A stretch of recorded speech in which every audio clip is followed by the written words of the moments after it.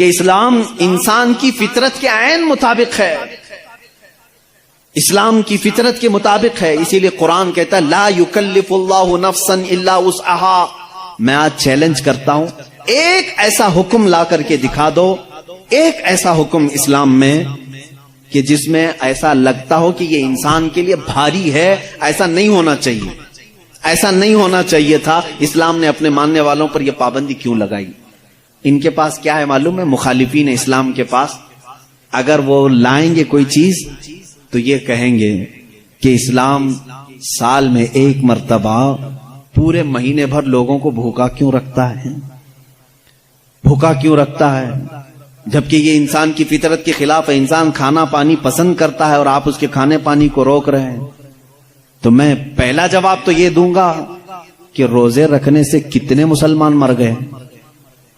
پہلی بات یہ ہے، اگر ہر سال ایک مہینہ رمضان میں اسلام اپنے ماننے والوں کو روزے رکھواتا ہے تو پھر یہ مسلمانوں کا صفایا ہوتے رہنا چاہیے. اگر یہ صحت کے خلاف ہوتا تو، اگر یہ ہمارے جسم کے خلاف ہوتا روزہ رکھنا تو اسلام میں ہر سال رمضان کے ٹائم پہ لاکھوں کی موت ہو جانا چاہیے. بھوک سے مر گئے، بھوک سے مر گئے. اب تک تو اسلام ہی نہیں ہوتا 1400 سال سے. میرے عزیزو، اب میں آؤ ان کی نقلی دلیل بھی اگر بتا دوں. نقلی کا مطلب نقل کی ہوئی. ان کے جو ریسرچ اسکالر ہیں انہوں نے خود کہا ہے.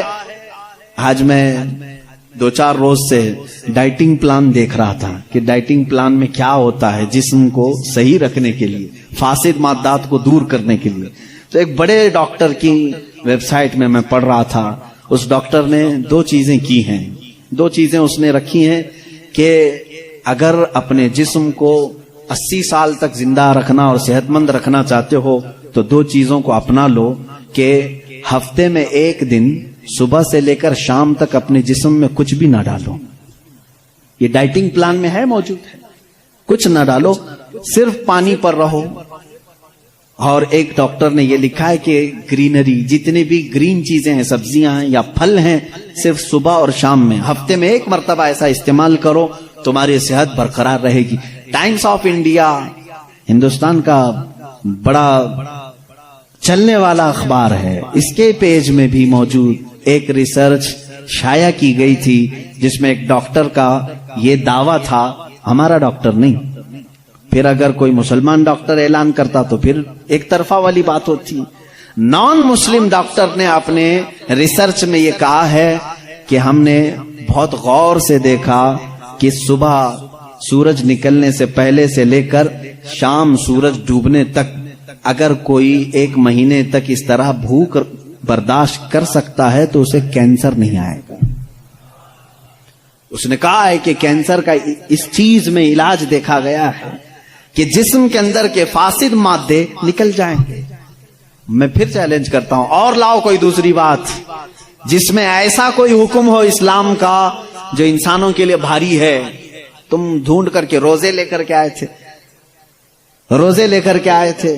اور پھر اگر یہ کہتے ہیں تو ان میں سے جو ادھر ادھر کے لاتے ہیں چھوٹی چھوٹی سی چیزیں، ایک بڑا طبقہ ہے جو اسلام کی کمیاں ڈھونڈنے کے لیے اپنی پوری زندگی خرچہ کر رہا ہے. ہمارے پاس وہ ساری چیزیں. قرآن کو خوردبین لگا کے، مائکروسکوپ لگا کر کے پڑھنے والے لوگ ہیں کہ کہیں تو کچھ نکل جائے، مل جائے.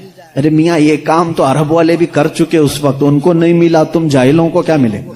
وہ عرب تھے، عربی دان تھے، وہ نہیں لا سکے اس زمانے میں. خیر، اب اسلام کی اور کون سی چیز ایسی جو بھاری لگتی ہے تمہیں؟ کون سی؟ کہا یہ کیا ہے، صبح صبح اٹھا دیتے ہیں، فجر کے وقت انسان کے لیے بھاری ہے. اور ایک مستشرق ہے، مستشرق اس کو کہتے ہیں جو اسلام کی تعلیمات پوری حاصل کرتے ہیں لیکن ہوتے یہودی اور عیسائی. اس میں سے ایک نے کہا، اعلان کیا کہ اسلام میں یہ زیادتی لگتی ہے مجھ کو کہ صبح کی نیند بہت اچھی ہوتی ہے اور اس وقت یہ اٹھا دیتا ہے. اور ان کے اوپر پابندی فرض ہے، وہ بھی ایسا نہیں کہ مستحب ہے، کرو تو چلے، نہیں کرے تو چلے. اس نے دعوے میں یہ بھی لکھا ہے کہ یہ میں اپنے سے نہیں کہتا کہ یہ بھاری ہے، بلکہ خود مسلمان بھی یہ کہتے ہیں، وہ فجر میں نہیں جاتے. اس نے سارے مسلمانوں کا حوالہ دیا اور لکھا کہ دیکھو جا کر کے ان کی مسجدوں میں فجر میں یہ لوگ نہیں آتے. اس کا مطلب ہے کہ یہ بھاری چیز ہے جو اسلام نے ان کے اوپر ڈال رکھی ہے. یہ بھاری چیز ہے اسلام نے ڈال رکھی ہے.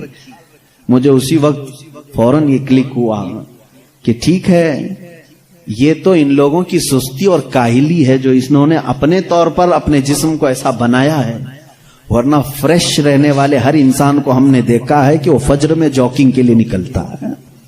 جو فریش رہنے والا ہے, جو اپنے جسم کو تندرست رکھتا ہے, ڈاکٹرز ہوں یا دیگر جو بڑے بڑے طبقے کے لوگ ہوں, سب کو ہم نے دیکھا کہ آپ ایکسرسائز کے لیے سب سے سوٹیبل وقت کون سا سمجھتے ہیں, تو کہتے ہیں فجر کا وقت. صبح ٹھنڈی ہوا ہوتی ہے, جسم کے اندر بہت اچھی فیلنگ آتی ہے. میرے عزیزوں بتاؤ آخر اسلام نے اپنے ماننے والوں پر احسان کیا ہے یا زیادتی کی ہے؟ یہ اسلام چاہتا ہے کہ یہ فریش رہیں, اپنی طبیعت کو خوشحال رکھیں. بلکہ وعدہ بھی یہ کیا گیا ہے کہ جس نے فجر کی نماز پڑھی اللہ تعالیٰ پورے دن اس کو مصیبتوں سے محفوظ کرے گا. فرشتے اس دن کا رزق اسے دے کر برکتیں ساتھ دے کر کے جاتے ہیں. تم کہتے ہو یہ زیادتی ہے, نہیں پڑھ رہے ہیں الگ بات ہے, لیکن میں نہیں سمجھتا کہ اسلام نے یہ زیادتی کی ہے. لا یکلف اللہ نفسا الا وسعها. میں اسلام کی انہی تمام باتوں, میں ان کے جوابات آپ کے سامنے آج لے آیا ہوں. تھوڑی سی چیز